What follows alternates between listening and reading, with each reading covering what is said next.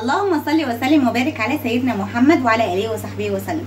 ازيكم يا حبايبي؟ عاملين ايه؟ يا رب تكونوا بخير وفي احسن حال. دلوقتي بقى انا حابه اعمل معاكم هريسه الشطه، اوريكم انا بعملها ازاي. انا اول حاجه جايبين معانا الشطه الحمراء كده وشايله منها القطف اللي فوق ده بس كده وغسلاها وزي الفل، ولو في اي حاجه معايا كانت مهريه او اي حاجه انا شلتها ومخليها زي الفل. بص ما فيهاش اي حاجه، تمام معايا. هنيجي بقى الشغل بتاعنا كده على الكبه. بسم الله، خليك انت موصل على الكبه معانا. اجيب معايا كده الكبه بسم الله، وهننزل معانا الشطه. افضل بقى تكوني لابسه جلافز ولا اي حاجه في ايدك لان الشطه مولعه، بس انا بصراحه ما عنديش خلصان، فربنا يسترها على ايدينا. انا بعمل وانا حذره شويه لان ايه، كنت سنه برضو السكاكين، فالسكاكين عامله عمايلها في ايديا والحمد لله. فننزل كده بالراحه معانا، مش عايزه المس الايه الطروف اللي هي المقطوعه.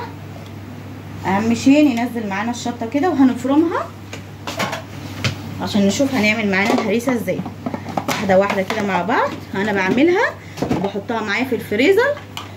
حابه تعمليها اول حاجه معاكي كده عشان تكوني عارفه الشطه. انا لو جبتها كده معايا وحطيتها كده في الكبه وفرمتها، بس بحطها معايا في برطمان على وشها زيت، بتفضل زي ما هي في الفريزر، ما بيجرالهاش اي حاجه.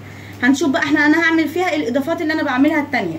يعني انت لو حبيتي تعملي كده تمام وهتطلع معاكي زي الفل. انا بقى هوريك انا هحط معاها ايه دلوقتي واظبطها افرمها كده بالراحه معايا.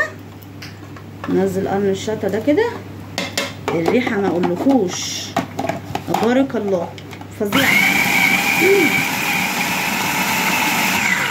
بصوا يا حبايب قلبي كده انا فرمت الشويه اللي انا حطيتهم. بصوا كده معايا المنظر هنا كده، بص في الكبه كده يا احمد ما شاء الله. بصوا الهريسه اهي. بصوا انا لو عايزه تفرميها كده انعمها بس شويه كمان، لو انت حابه بقى تشيلها على كده هوريك اللي انا كنت عاملاها معايا السنه اللي فاتت. بصوا انا جبت العلبه معايا من الفريزر عشان اوريها لكم. انا كنت عاملاها في الفريزر اهي بنفس التكنيك اللي انا عاملاه ده، اللي انا غسلت بس شلت القمع منها، ما شلتش البذر ولا اي حاجه، وحطيتها في الكبه وفرمتها وحطيتها في العلبه وزي ما هي كده. كل اللي انا عملته بس ان انا حطيت لها معلقتين زيت على الوش وسبتها في الفريزر وفي قلب العلبه كده وغطيتها. هي بص من ساعتها بقالها سنه عندي، خلصت علبه ودي كانت اخر واحده. دي بقى انا هعملها ازاي المره دي. حطيت كده زي ما احط الشطه. انا هوريكم بس الخطوات واوريكم هتخلص معايا ازاي في الاخر. هحط معايا توم، قشره كده راس توم حلوه، وهحط حوالي معلقه ونص من الملح، معلقه ونص من الملح كده. احنا حطينا توم، شويه توم كده محترمين، ومعلقه ونص من الملح، وهنحط حوالي معلقه كمون، وهنحط حوالي معلقه كزبره كده. احنا حطينا الهريسه عليها التوم والملح والكمون والكزبره. هنفرم برضو كده معانا، وهنحط لها معلقتين من الخل ومعلقتين من الزيت، وافرم بقى على كده اهو. هنفرمها كده وهنشوفها تبقى عامله معانا ازاي عشان اوريها لكم اهو. بصوا يا حبايبي انا كده فرمتها. تعالوا كده مع بعض واحنا بنفضيها. انا بس عشان ما اطولش عليكم حبيت ان انا بس هوريكم كده، وبعد كده انا هكمل شويه الفلفل الشطه الحمراء دي. بصوا المنظر كده. هننزل معانا اللي في الغطا اهو، ريحتها قويه تحفه. عايزه ايه بقى ديت الهريسه دي؟ عايزه تعملي منها سمك، تحطي منها في المحشي، تحطي منها في المكرونه، تخللي منها بتنجان، طماطم مخلله، فلفل مقلي، شطه مقليه. بصي بتتحط في الاكل تحفه. بصوا شكل الهريسه معانا عامله ازاي.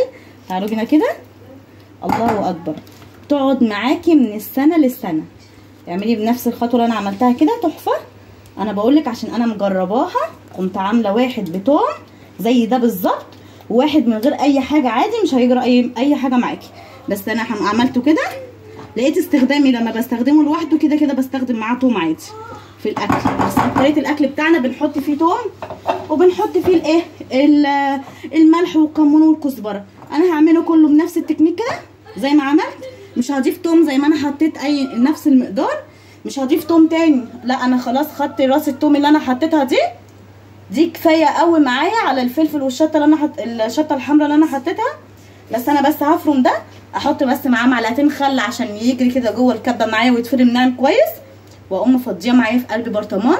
لو انت حابه برطمان براحتك، حابه تحطي في علبه زي ما انا كنت عاملاها كده، زي ما بعملها بص من السنه للسنه بتقعد معايا برده. طبعا احنا في الفريزر مفيش دي فريزر بقى، احنا عندنا فريزر عادي. فلو مش حابه كده بقى، انا المره دي هعملها في اكياس، هحطها في اكياس وابططها كده على اساس ان انا اكسر منها تتكسر معايا على طول، واضيفها في قلب الاكل عشان ما تاخدش بس مساحه معايا في الفريزر. هكمل الباقي كده واوريلكم شكلها عامل ازاي. بصوا يا حبايب قلبي كده احنا عملنا مع بعض الهريسه سهله وبسيطه خالص، ما بتاخدش معانا وقت خالص. بصوا ما شاء الله. حابه تحطيها انت بقى في كيس حطيها، حابه تحطيها في علبه زي ما انا كنت عاملاها من السنه اللي فاتت كده براحتك عادي، كده نافعه وكده نافعه. انا حبيت المره دي عشان ما فيش مكان عندي في الفريزر ياخد الحاجات ديت، فانا حبيت اعملها واعملها سمكها رقيقه كده. لما هتتلج معانا هفتح الكيس واخد منها او مكسره كده معايا، هتقوم مكسوره معايا على قد الحته اللي انت عايزاها وتستخدميها، وتنفع في كل الاكلات معاكي، في محشي، في مكرونه، في بتنجان مخلل، طماطم مخلله، بصي بتنفع في اي اكل تحطيه فيها. وكده عملنا يا حبايبي كده الهريسه مع بعضنا. يا رب تكون خفيفه وسهله معاكم، ويعتمدي الوصفه دي معاكي، لان انا من زمان وانا معتمداها بصراحه، بس دايما بستخدمها زي ما بقول لكم كده في العلبه. يا رب تعجبكم ان شاء الله. استنوني ان شاء الله في وصفه جديده.